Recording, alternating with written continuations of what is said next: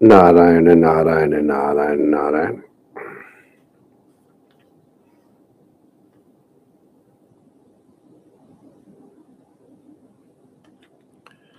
दूरे ही हरि कथा केति दूरे चाचार्य कृतना।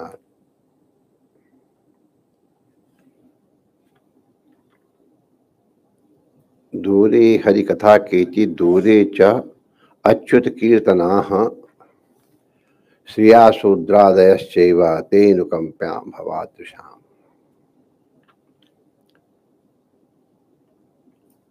हम लोग नव योगेश्वर संवाद के माध्यम से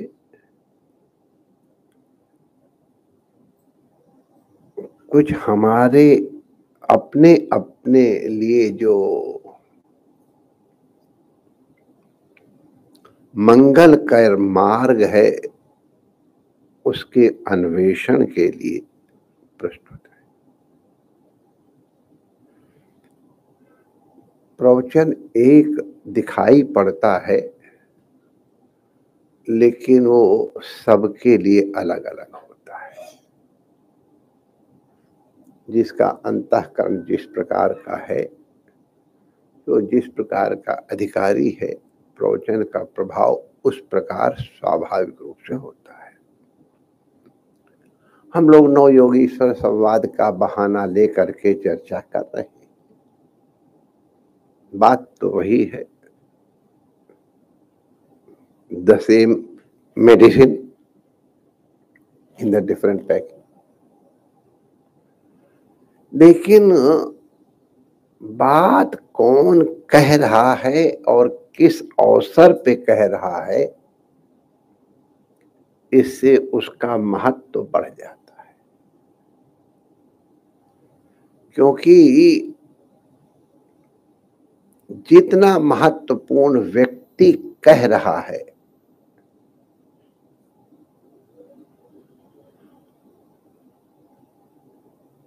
उसका आदेश उतना ही अधिक महत्वपूर्ण हो जाता है। और इसीलिए जब भी आप लोग प्रवचन सुनते हैं तो उसमें पहले कुछ न कुछ पूर्व परंपरा बताई जाती है। हम लोग इस पूर्व परंपरा को जानते हैं सब लोग, लेकिन उसको सिंहावलोकन न्याय न, सिंहावलोकन न्याय माने शेर जैसे आगे चलता है फिर थोड़ा सा पीछे ऐसे करके देख लेता फिर आगे चलता है, इसको सिंहावलोकन कहते हैं। और इसको जो इस तरह से व्यवहार करता है उसको सिंहावलोकन न्याय कहते हैं। तो सिंहावलोकन न्याय से हम लोग स्मरण करने की ये हम नव योगीश्वर संवाद श्रवण करने के लिए जो प्रस्तुत हुए हैं उसकी भूमिका क्या है। तो आप लोगों को सबको स्मरण होना ही चाहिए, होगा ही, कि ये भगवान हमारे योगेश्वर, हमारे नटवर नागर, हमारे रमण बिहारी अपने पिता के ऊपर कृपा करने के लिए अब अपने शिष्य क्या प्रशिष्य और अपने प्रपौत्र का हो, ईमानदारी से तो नारद जी को भेजते हैं। ब्रह्मा जी भगवान के पुत्र भी हैं और शिष्य भी हैं, भगवान से सृष्टि से उत्पत्ति है इसलिए। और सबसे पहले ब्रह्मा जी को ही उपदेश दिया है, इसलिए आदि शिष्य भी है।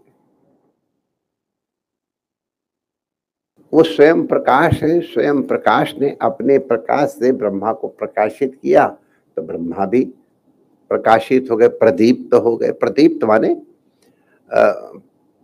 प्रकाशमान हो गए, प्रकाशेन दीप्तः प्रदीप्तः। तो जैसे एक जला हुआ प्रदीप दूसरे प्रदीप को जला देता है, तो उस दूसरे जले हुए प्रदीप के पास अगर कोई दूसरा और दीपक आता है तो वो भी प्रदीप्त हो जाता है। ये दीपक के प्रज्वलन की परंपरा है। श्रीमद् भागवत की इसी तरह की परंपरा है। और इसी तरह गुरु शिष्य का भी है कि गुरु के समीप गया तो गुरु शिष्य को अपना ही रूप या अपने से श्रेष्ठ बनाने की चेष्टा करता है। सर्वत्र विजयम कांक्षेत पुत्रात् छात्रात् पराजयम, हमारी परंपरा है कि हम सब जगह विजयी होना चाहते हैं, लेकिन दो जगह हारना चाहते हैं।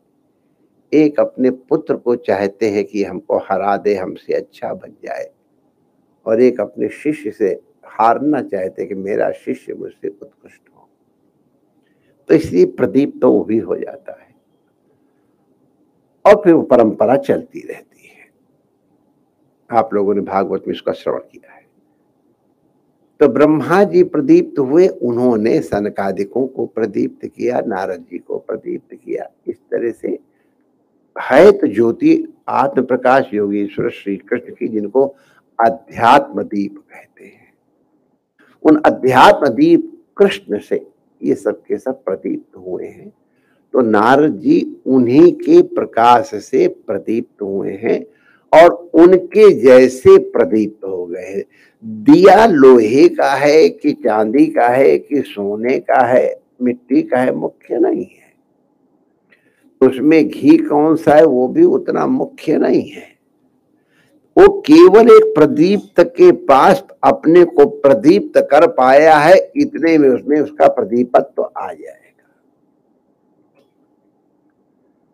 जो अनुगत हो करके गुरु की शरणागत गया, उसको प्रदीप्त होना ही है। ये हमने स्मरण कराया कि नारद जी में भी जो प्रकाश है वस्तुतः वासुदेव भगवान का ही प्रकाश है। तो भगवान वासुदेव अपना ही प्रकाश नारद के माध्यम से अपने पिता को देने जा रहे हैं, क्योंकि वसुदेव जी के मन में अभी भी कृष्ण के प्रति वात्सल्य भाव, पुत्र भाव ही है। अब जिसका जो भाव हो उसके अनुसार फल मिलता है, क्योंकि अभी उनमें पुत्र भाव है, इसलिए गुरु भाव दृढ़ नहीं हो रहा है। जानते हैं, ऋषियों मुनियों सुना भी है, लेकिन दृढ़ नहीं हो रहा है। और जब तक गुरु भाव दृढ़ नहीं होगा तब तक ज्ञान नहीं होगा, ये निश्चित है। गुरु भाव अत्यंत आवश्यक है ज्ञान की प्राप्ति के लिए, और यही बात वेद ने स्पष्ट रूप से कह दी, तद गुरुम एव ही अभिगच्छेत। एव माने एवकार का मतलब बाकी सब चीजें नहीं, एव माने केवल यही। जैसे नीचे देखा, ट्रस्टियों की ही गाड़ी यहां लगेंगी, इसके माने और लोग गाड़ी बाहर, एव ट्रस्टी एव। तो उसी तरह से एवकार का मतलब है इतर व्यावर्तन, हम लोग शब्द कहते हैं, आप लोग सब शास्त्र भी पढ़े लिखे हो, ये शब्द प्रयोग कर देते हैं। इतर व्यावर्तन के लिए एव लगाया जाता है। एव का तात्पर्य है कि गुरु के अतिरिक्त और कोई उपाय नहीं है। गुरु का मतलब व्यक्ति कर लो, कोई आपत्ति नहीं है। जहां तुम्हारी श्रद्धा को आश्रय मिल जाए वो गुरु है। वो व्यक्ति में भी हो सकता है, वस्तु में भी हो सकता है, वो किसी में भी हो सकता है। आपकी श्रद्धा जहां टिके, where you are prepared to learn, get something, जहां से आप कुछ प्राप्त करने के लिए प्रस्तुत हैं, वही गुरु तत्व है। और भगे परमात्मा सामने खड़ा हो, आप प्राप्त करने की इच्छा नहीं करते हैं तो आपको नहीं मिलेगा। गुरु सिर के बल खड़ा भी हो जाए, अगर शिष्य नहीं सुनना चाहता है तो उसको गुरु नहीं सुना सकते हैं, नहीं सिखा सकते। और अगर शिष्य में शिष्यत्व है तो वो अपने आप अपने शिष्यत्व की कृपा से सीख लेगा। तो शिष्यत्व प्रधान है। गुरुम एव ही अभिगच्छेत ही मैंने लगा दिया, गुरुम एव अभिगच्छेत है, जो अपने आप लगाया हमने सुधार दिया। एव माने गुरु के माध्यम से ही ज्ञान होगा। भगवान के माध्यम से होता होता तो वसुदेव जी को हो जाता, नहीं हुआ, गुरु चाहिए। तो गुरु भेजा गया। तो गुरु भी कौन है, बड़ा इंपॉर्टेंट है। सब आप लोग जानते हो, उसकी हम चर्चा क्या करें कुछ। तो नारद जी से बढ़िया गुरु कौन होगा। और अगर जो कल्याण की कारी नहीं है, दूसरों की हित कामना करने वाला नहीं है,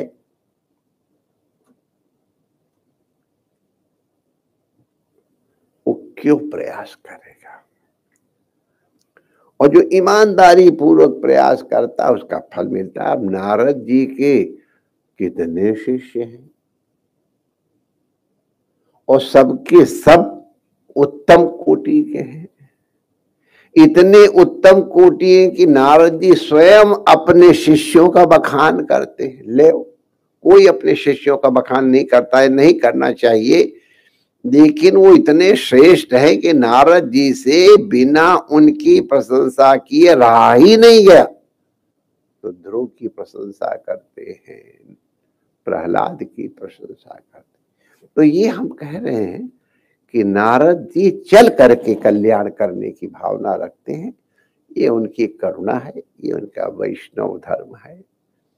और इसीलिए, और दूसरा शायद रानियां डिस्टर्ब होती होंगी नारद जी से। भागवत में जहां देखो कहीं घुस जाते थे। भगवान कहीं भेजे, जाओ भाई थोड़ा जा चले जाओ हमारी बुआ जी के पास, उनसे मिल जाओ। गए, हाँ आज गए नहीं, तुम आ गए, अरे हम तो आ गए, बुआ जी को प्रणाम करिए, आप भाई साहब धर्मराज बन। अरे फिर आ गए। अब रानियों को अपनी प्राइवेसी डिस्टर्ब होना तो यार मुश्किल तो पड़ती होगी ना। आप लोगों को नहीं मालूम है, हमारे एक मित्र है, अभी वो तो जीवित है, नरेंद्र जी। वो बेचारे विवाहित थे और हमारे एक बड़े अच्छे संत थे, पीछे उन्होंने श्यामा सर नाम रखा उसमें। वो सवेरे 3 ही बजे चल के पहुंच जाए, अभी तक वो सो रहे हो, चलो। अब वो पंडित जी तो उठ जाते थे और उनकी ब्राह्मणी को बड़ा करे, क्या है ऐसा मत को, अच्छे सुनते। तो वही महात्माओं को क्या मालूम कि इस समय क्या कर रहे होंगे, उनको तो अपने ही सूझती है। तो नारद जी को तो अपनी सूझती है। अब भगवान कभी बच्चों को नहला रहे हैं, कभी सब्जी ठीक करवा रहे हैं और नारद जी घुस गए वहां। तो रानियों को बुरा तो लगेगा ही कि भैया हमारी प्राइवेसी को डिस्टर्ब मत करो भाई, अरे आओ बैठो दरबार में राम। तो भगा देते थे कि भगवान अवासित नारद, इसी भागवत में लिखा हुआ है, जो हमने पहले तो सुना है। तो खैर नारद जी को भेजा कि जाओ हमारे पिताजी का कल्याण कर आओ। विधि ये होती है कि पिताजी को भेजते कि जाओ नारद जी के पास जाओ, लेकिन अब पिताजी को कैसे आज्ञा करें कि अब जाओ। तो बड़े भगवान मर्यादा का पालन करने वाले हैं। नारद जी से कहा जाओ हमारे पिताजी को दर्शन दे आओ।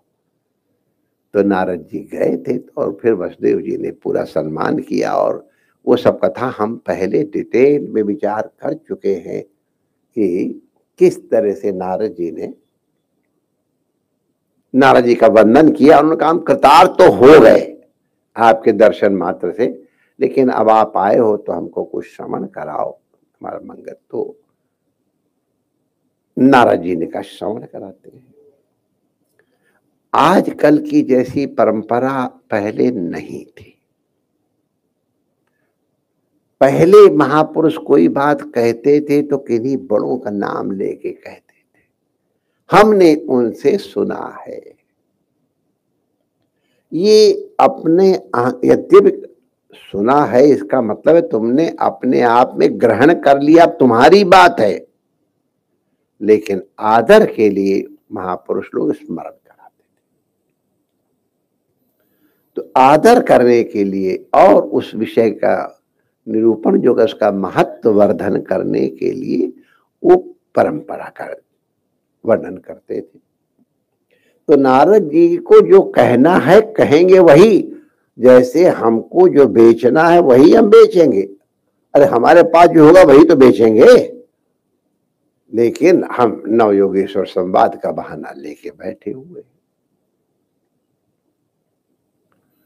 तो हमारे पास जो है वही हम बेचेंगे, कोई दूसरा आएगा वो उसके पास जो होगा वो बेचेगा। तो इस दृष्टि से नारद जी को जो कहना है वही कहने वाले, लेकिन उन्होंने कहा भैया वसुदेव जी, हम आपको जो आपने पूछा है ऐसा ही एक बहुत महत्वपूर्ण चर्चा पहले हुई है, वो चर्चा हम आपको सुनाएंगे। माने हम नहीं सुना रहे, ये अपनी निरभिमानिता। आजकल मैं एक नई बात आप लोगों को बताने जा रहा हूं, कभी नहीं। नई बात क्या बता, वेद में सब कुछ है, क्या बने। हम बड़ों की बात आपको सुनाने जा रहे हैं। बड़ों के स्मरण कर लेने से एक तो अपने में अभिमान नहीं आता है, और दूसरे बड़ों का स्मरण करने से आत्म कल्याण होता है।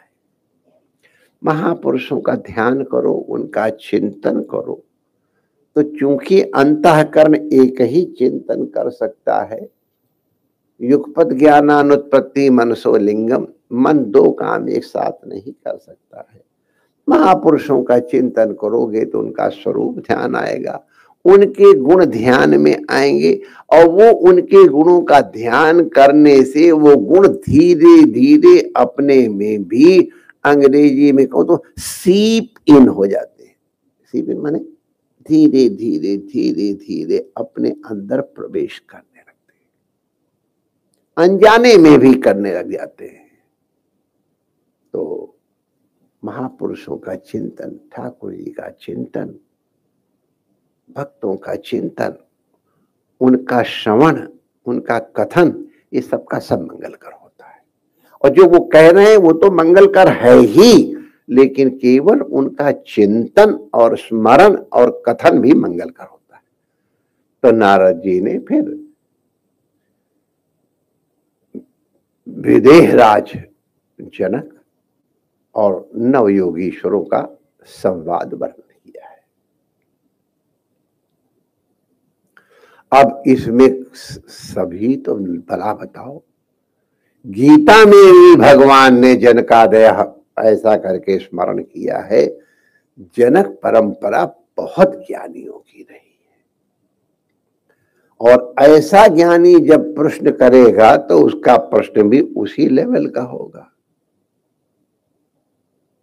अब अगर कोई मैथमेटिक्स में डॉक्टरेट कर रहा है, परिश्रम कर रहा है, तो जब वो कोई प्रश्न पूछेगा प्रोफेसर से, तो ये थोड़ना पड़ेगा कि A plus B whole square is equal to A square plus B equal to A B, ये थोड़ा पूछेगा। वो तो उसी लेवल की चीज पूछेगा। तो आप ये कल्पना कीजिए कि जनक राज ने जब प्रश्न किया है तो किस स्तर का होगा। स्वयं ज्ञानी, ब्रह्म ज्ञानी। और चर्चा चल रही नवयोगीश्वरों की। नवयोगीश्वर की माने उनकी भी परंपरा सुनने लायक है। आज सवेरे हमको ध्यान आया, ये सवेरे सवेरे द्वितीय खंड मिला नहीं, हमको प्रथम खंड मिला, तो हमने कहा ग्रंथ तो देखना चाहिए। द्वितीय खंड अभी हमने सवेरे मंगाया, तो हमको ध्यान आया कि देखो नव योगीश्वरों की उत्पत्ति भी कितनी महान है। वो भी हम लोगों को ध्यान हो जाए तो अच्छा है।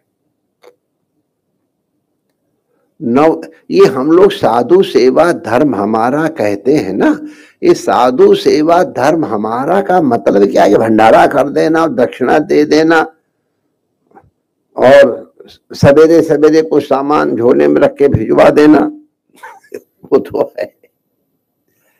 असली तात्पर्य है बिना महत्पाद रजोभिषेकम, हे बेटा रघुगण, ये तपस्या से नहीं आता है, बहुत सुनने से भी नहीं आता है। ले न बहुना श्रुते न, जब तक बिना महत्पाद रजोभिषेकम, जब तक महापुरुष की रज से अभिषिक्त नहीं होगे, तब तक ये तत्व बेटा रघुगण तुमको प्राप्त नहीं होने वाला है। आज्ञा समन सुसाहिब सेवा, महापुरुषों की आज्ञा का पालन करना ही सेवा है। महापुरुषों की सेवा ही द्वार बाहु मोक्ष का मार्ग है, ज्ञान का मार्ग है। और इसीलिए भगवान से बात करते हुए मृत्यु के समय यही मांग रहा है कि हम अपने कर्मों से कहीं जाएं, किसी योनि में जाएं, हम आपसे कुछ नहीं कहते हैं। जहां मेरा कर्म हमको ले जाए भेज दो, मैं कुछ नहीं, लेकिन ऐसी जगह भेजना जहां महापुरुषों का सत्संग होता हो।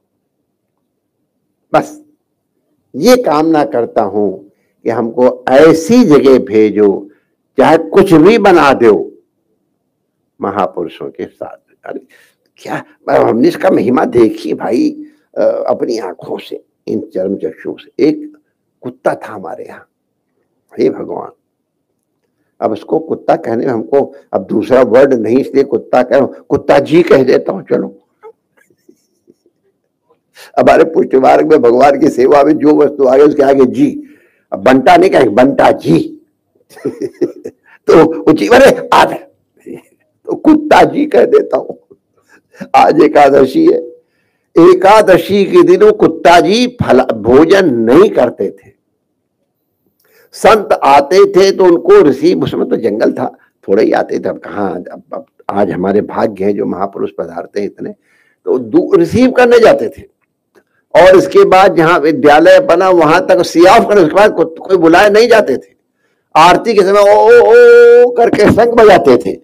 अब उनको क्या कहें, कुत्ता की योनि तो मिली, लेकिन उसको साधु की जूठन रोज मिलती थी। संतों के भजन के परमाणु रोज मिलते थे। आप समझिए, परमाणु थोड़ा देखते हैं कि ये कुत्ता है कि बिल्ली है कि आदमी है कि क्या है, परमाणु तो प्रविष्ट करेंगे ही।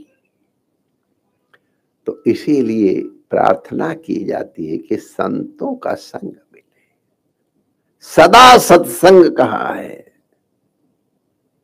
सदा सत्संग माने 1 घंटा 2 घंटा सवेरे 8 से 9, ये नहीं, संडे को नहीं, सदा माने एवरी सेकेंड।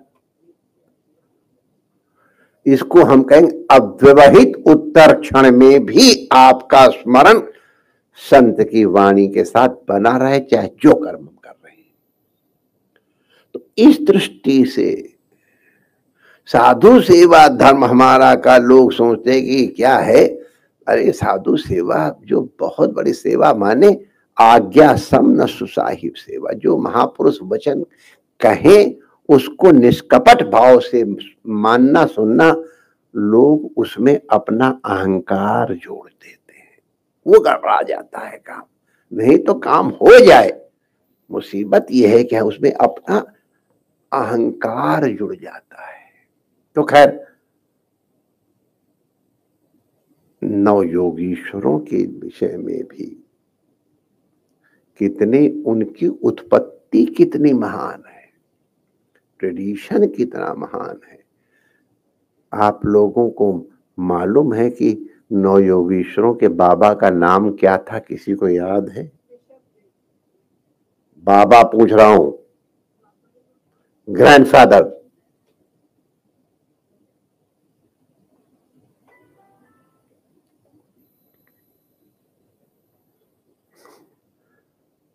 तो ग्रैंडफादर उनके, यही आज मेरे में देख रहा था तो मैंने कहा आप लोगों को सुनवाऊंगा। राजा नाभि के कोई पुत्र नहीं था, उसने ब्राह्मणों से प्रार्थना की। प्रार्थना भगवान की क्या अद्भुत स्तुति है, मैं उसको वर्णन नहीं करूंगा। हम लोगों की काशी वालों की बड़ी खराब आदत है, जिधर घुस गए उधर ही चल देते हैं सींग उठा करके। हम नहीं चल रहे, हम प्रेमपुरी में बैठे हैं या कंट्रोल रखेंगे। ऐसी अद्भुत स्तुति की है उन ऋत्विकों ने भगवान की, भगवान प्रसन्न होके आ गए। और देखो कि ऋत्विक लोग कितने महान होते हैं। जब भगवान आ गए तो कहते किंचायम राजर्षि अपत्तिका महाप्रजाम भवादृशाम। माने सीधे सीधे मैं उसको पढ़ के ये श्लोक जो गद्यात्मक श्लोक है, प्रोस जैसा है।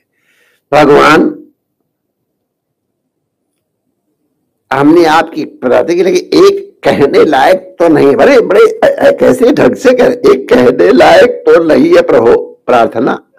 आप साक्षात परमेश्वर हैं, ऐसी संसार में कोई वस्तु नहीं है जो आप नहीं दे सकते हैं। लेकिन जैसे अब कोई कंगाल, ये उदाहरण दिया है इसी में, कोई कंगाल अगर बड़े भारी दानी सेठ के पास भी जाएगा तो उससे बेचारा मांगने में संकोच करता है। एक बार ये पता ऐतिहासिक घटना है कि नहीं है, लेकिन बीरबल के नाम पर है कि बीरबल से कोई एक अपराध हो गया। तो अपराध बीरबल स्वीकार किया अकबर के सामने कि मालिक मैं अपराधी हूं, दंड दंड तो दंड दिया जाए। क्या दंड दिया जाए? तो बीरबल सोचे बादशाह है, थोड़ा भी दंड देगा तो लाखों में तो देगा ही। क्या हुजूर, जिसका अपराध किया है ना उन्हीं से कहो ना, हमको जो दंड देना चाहे हमको दंड दें, हम तो तैयार हैं। अब वो बेचारे मजदूर लोग थे, आपस में सब मिलकर क्या करना चाहिए। तो एक ने कहा 5 बीसी, 5 बीसी माने 100, 5 बीसी करो। उनको 20 ही गिनती होती है, मर जाएगा ऐसे कहीं नहीं, 5 बीसी नहीं।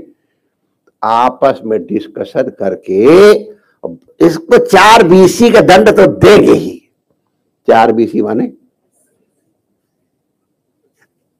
ले। अब वो बेचारे पूरा का पूरा जोर लगा के दंड लगा तो इतना रुपया गया। और अगर वो तो अपनी औकात से मांगेगा तो बेचारा अपनी औकात से मांगा। तो वही कहते प्रभु अब आप इतने बड़े दाता, आप वर्ग दाता, आपसे मैं छोटी चीज मांग रहा हूं। ये एक नम्रता है। आपको याद, अभी भी हंसी आती है, हमारे रमन रीति के उस पार एक गांव कोयला है, उनके एक वृद्ध थे, जिंदगी में ही दीक्षाली वृद्ध। गुरु महाराज अब मोइयो कोई टूटो फूटो सो मंत्र दे दे, मेरो भी उद्धार है जाए।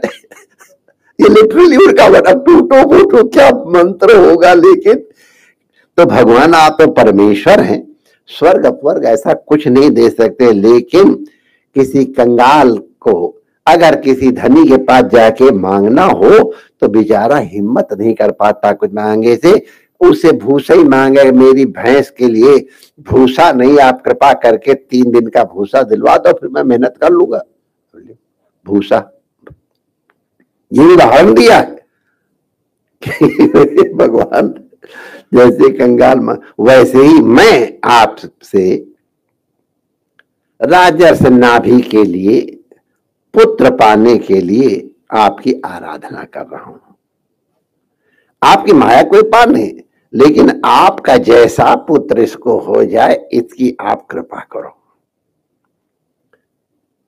यदुहवाव तब, तो माने कि आप हमको इनको अपना जैसा पुत्र। अब इस तुच्छ कार्य के लिए हम मंदमती लोग आपसे प्रार्थना कर रहे हैं तो क्षमा करो। तो भगवान कहते हैं कि ऐसा सुनने पर भगवान वर्षाधिपति बड़े असमय अहो बत अहम ऋषयो भवद्भिः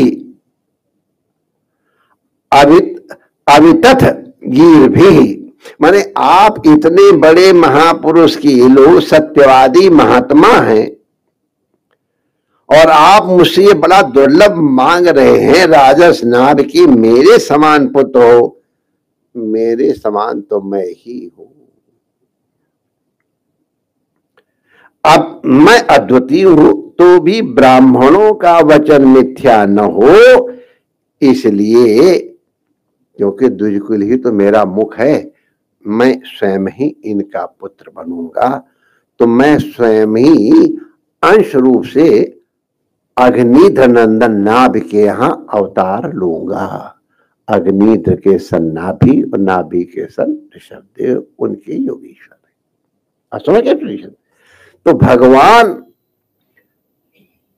मेरु देवी उनके एक सुनाते हुए और उनसे मेरु देवी के गर्भ से लिखा हुआ है भागवत में, दिगंबर सन्यासियों और ऊर्ध्वरेता मुनियों का धर्म क्या है, इसको प्रकट करने के लिए शुद्ध सत्वमय विग्रह से भगवान ऋषभदेव प्रकट हुए। अब ऋषभदेव जी के विषय में आप लोगों ने सब सुना ही है। ऋषभदेव जी की जो मुख्य बात, अच्छा ये हमारे ऋषभदेव जी को जैनी संत भी अपना आदि तीर्थंकर मानते और हम भी भगवान मानते हैं। बड़े तपस्वी रहे हैं, उसका सबका वर्णन आप लोगों ने सुना ही है, कैसे उन्होंने शरीर त्यागा। हम जो सुनाना चाहते हैं कि अपने पुत्रों को उन्होंने जो उपदेश दिया है,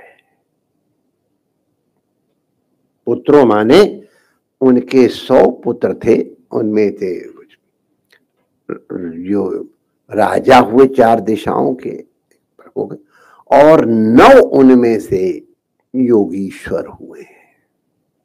उनकी सबकी गिनती लिखी हुई है। उनके छोटे, उनका नाम लिखा कि उनके पुत्र में छोटे वर्त कुशावर्त, इलावर्त, ब्रह्मावर्त, मलय, केतु, भद्रसेन और इंद्रस्पृत, विदर्भ और कीकट, ये 9 राजकुमार 90 भाइयों में श्रेष्ठ और राजा बने। उनसे छोटे कवि आप लोगों ने नाम सुन लिया है, हरि, अंतरिक्ष, प्रबुद्ध, पिप्पलायन, आविर्होत, द्रुमिल और चमस और अंतिम करभाजन, ये 9 राजकुमार भागवत धर्म का प्रचार करने योगीश्वर हुए हैं। उन्हीं की चर्चा, तो ये आप लोग ये श्लोक खूब सुन चुके हैं। नायम देहो देव भाज्या मृलोके कष्टान कामा न रहते। अब ये सब आप लोग जानते हो कि और स्मरण करा रहा हूं प्यारे बच्चों, ये शरीर विषय भोग के लिए नहीं प्राप्त हुआ है, ब्रह्मानंद की प्राप्ति के लिए हुआ है। महापुरुषों के शास्त्रों ने महासेवा द्वार माहु विमुक्ते है, विमुक्ति का मार्ग महापुरुषों की सेवा को ही बता। ये साधु सेवा धर्म हमारा है ना, वो ये है महासेवा द्वार माहु। द्वार माहु माने मार्ग है, विमुक्ते है। तो इस प्रकार से तुम लोग बेटा सदाचार संपन्न होना। बड़ा लंबा चौड़ा उपदेश दिया है, उस लंबे चौड़े उपदेश के कारण ही इन जितने राजा हुए यो योगीश्वर हुए हैं, ये सब के सब चरम कोटि के हुए हैं। सब राजा भी चरम, ये हमने परंपरा सुनाई आप लोगों को कि 9 योगीश्वर भी परंपरा से भगवत अंश ही है, क्योंकि पिता का अंश पुत्र होता है, ये माना जाता है। आत्मा वही जायते पुत्र। तो ये भगवान ऋषभदेव जी परमात्मा के अंश हैं, परमात्मा हैं, इसलिए उनकी संतान ये नवयोगीश्वर, ये भी परमात्मा रूप है।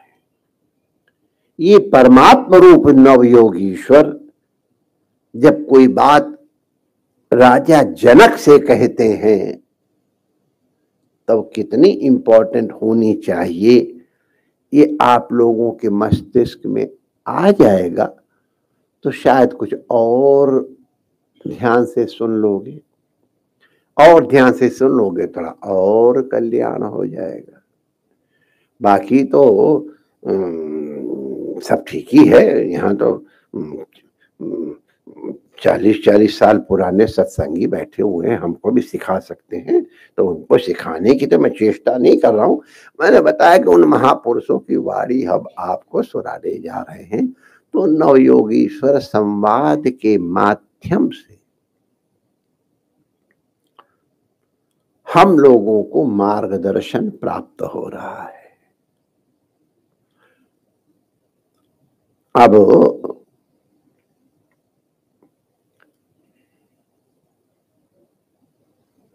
जब राजा ने पूछा, ये पिछले साल के 3 श्लोक हैं। हे भगवंता हरिम प्रायो न भजन्त्य आत्मवित्तमः तेषाम शांत कामानाम का निष्ठा विजितात्मना। हे भगवान, आप लोग तो श्रेष्ठ, ये प्रामाणिक रूप से श्री राजर्षि विदेह कह रहे हैं कि आप तो श्रेष्ठ आत्मज्ञानी हैं, भगवान के परम भक्त हैं। आप कृपा करके ये बतलाइए कि जिनकी कामनाएं अभी शांत नहीं हुई है,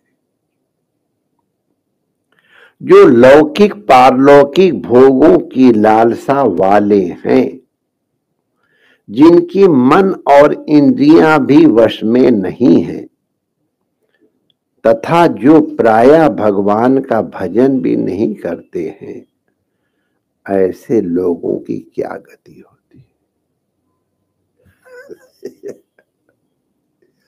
कितने परसेंट आ गए हम में से इसमें।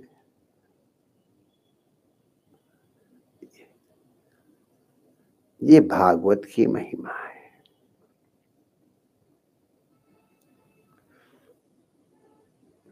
जिनकी कामनाएं शांत हो गई हैं, ऐसे ज्ञानियों के लिए भी भागवत है। जो बहुत आसक्त हैं उनके लिए भी भागवत है, और जो कुछ कुछ आसक्त और कुछ कुछ विरक्त हैं उनके लिए भी भागवत है। भागवत में सब वर्णन, हम अपनी जेब से कुछ नहीं कह रहे, भागवत का ही वर्णन। तो बड़ा अच्छा प्रश्न है कि जिनकी अभी लौकिक कामनाएं पारलौकिक दोनों, कुछ इस लोक की कामनाएं होती, कुछ उस लोक। अब तो जहाँ पढ़ गए लोग वेदांत, तो इसलिए परलौकिक कामनाओं की जरा चर्चा कम करते हैं, लेकिन पहले तो परलोक के लिए न जाने क्या क्या सब उपाय किए जाते थे। हमने अपने घर में देखे क्या क्या क्या, ये दान करोगे तो स्वर्ग में ये मिलेगा, और ये दान करोगे तो ये मिलेगा। आप लोग तो सब उससे पार हो गए हो, ये तो हमको ज्यादातर अधिकतर मालूम है, लेकिन लौकिक तो ही है।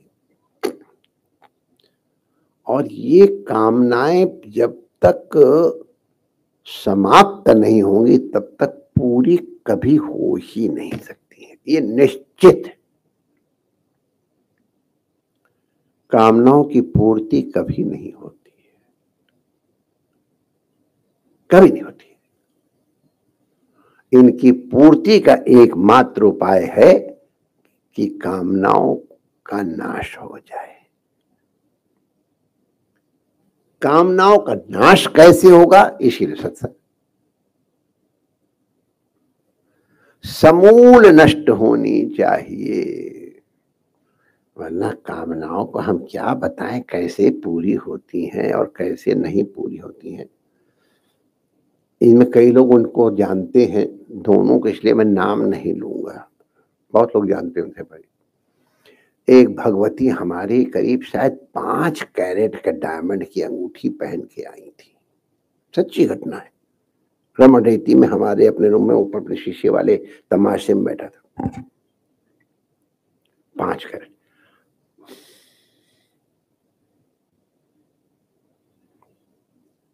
कै रुपए का आएगा 5 कैरेट का हीरा? क्या करेंगे पर दाम लगा करके? बहुत आएगा। तो 5 कैरेट और पता चल जाता है कौन अपना हीरा दिखा रहा है। और तब तक एक और भगवतियां, उनका 7 कैरेट का हीरा लगा हुआ था अंगूठी में। आप मेरी बात पे विश्वास करो, 5 कैरेट वाले हीरे को उन्होंने ऐसे अंदर कर लिया।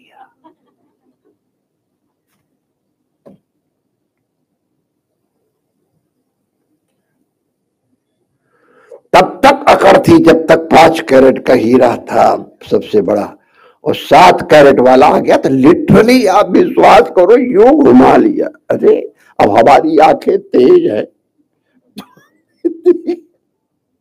एक बार हमको भी हीरा दिया गया था।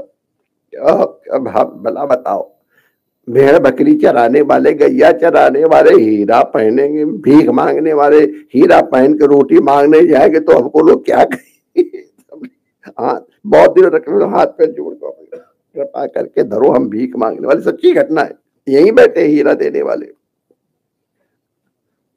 उसकी भूसा मंगवा दो तो गैया को खिलाऊंगा। तो खैर, तो कामनाएं कभी पूरी नहीं होंगी। 7 मेरे ख्याल से अगर 7 कैरेट वाली भगवती का, पता नहीं उससे ज्यादा का अंगूठी बनेगी कि नहीं बनेगी हमको मालूम नहीं है।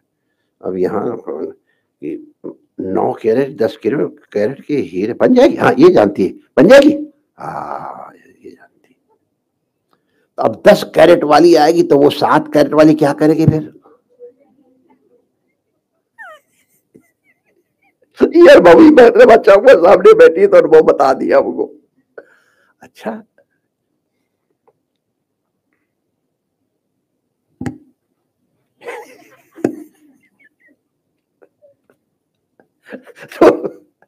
तो जिनकी लौकिक पारलौकिक भोगों की लालसा मिटी नहीं।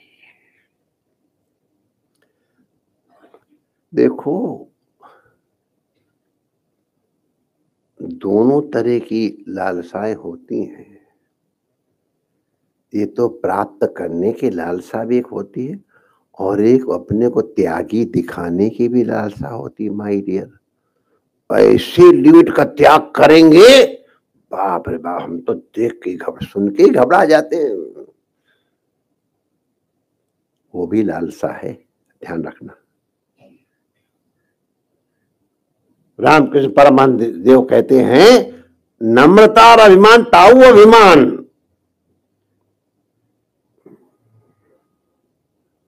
जब तक निराभिमान नहीं होंगे, जब तक कामनाओं का मूल नहीं रहेगा, तब तक भोगों की लालसा नहीं मिटेगी। उनकी मन और इंद्रियां भी वश में नहीं होगी।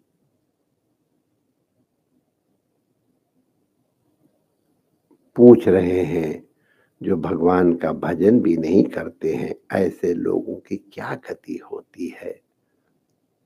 ये प्रश्न राजा जनक ने किया था। उसके ऊपर हम लोगों ने 2 श्लोकों में योगीराज चमस के वचन सुने थे कि उन्होंने पहले बताया था कि ये सब विराट पुरुष से ही मुख बाहु उरु पादेभ्यः, मुख से, बाहु से, उरु से और चरणों से, ये 4 प्रकार के पुरुष उत्पन्न हुए हैं। चत्वारो जज्ञिरे वर्णः गुणै विप्रादयः पृथक, अपने गुणों से अलग अलग ये हुए हैं।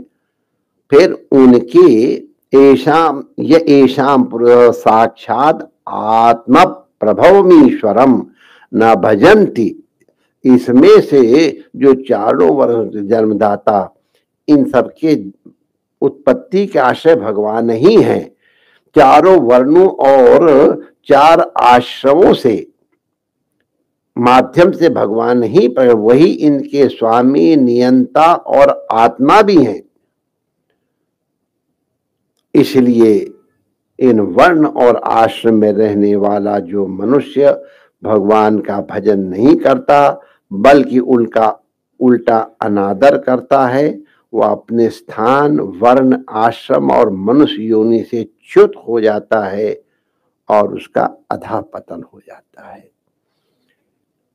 भ्रष्टा पत्यंत्यधः, वो भ्रष्ट लोग अंत नीचे गिर जाते हैं।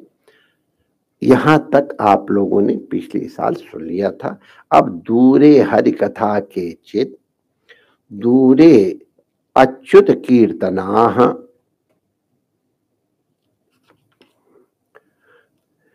श्रियाश्रुदादयश्चैव तेनुकंप्याम भवादृशाम। हे प्रभु,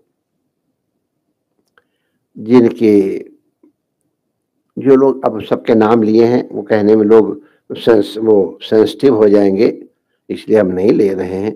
जो नाम कीर्तन आज से कुछ दूर पड़ गए हैं, भगवान का आश्रय नहीं पाते हैं, आप जैसे भगवत भक्तों की दया के पात्र हैं। आप लोग उन्हें कथा कीर्तन सुविधा देकर उनका उद्धार करें, ये रिक्वेस्ट है। अब आगे की चर्चा हम लोग कल करेंगे। ये हम इस जानबूझ करके स्मरण कराना चाहते थे कि आप इस परंपरा को सुने, पहले समझे, आदर करें। जब परंपरा के प्रति आदर होगा, इसीलिए हमारा संप्रदाय का बड़ा महत्व है। किससे सुना है आपने? प्रामाणिक से सुना है। तो संप्रदाय के प्रति आदर होने पे ही संप्रदान होता है, कुछ मिलता है। और नहीं तो सुनते रहो, क्या फर्क पड़ता है। तो आज जानबूझ करके नारद जी की भी परंपरा का स्मरण किया, वो सब जानते हैं।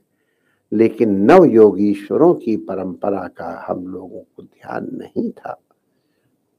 ये हम लोगों ने देख लिया कि नहीं ध्यान था, इसलिए उनका बताया गया कि नव योगीश्वर भी भगवत रूप ऋषभ देव जी के अंश होने के कारण भगवत अंश ही हैं और इसलिए उनके वचन योगीश्वर के रूप में, गुरु के रूप में भगवत वचन ही हैं।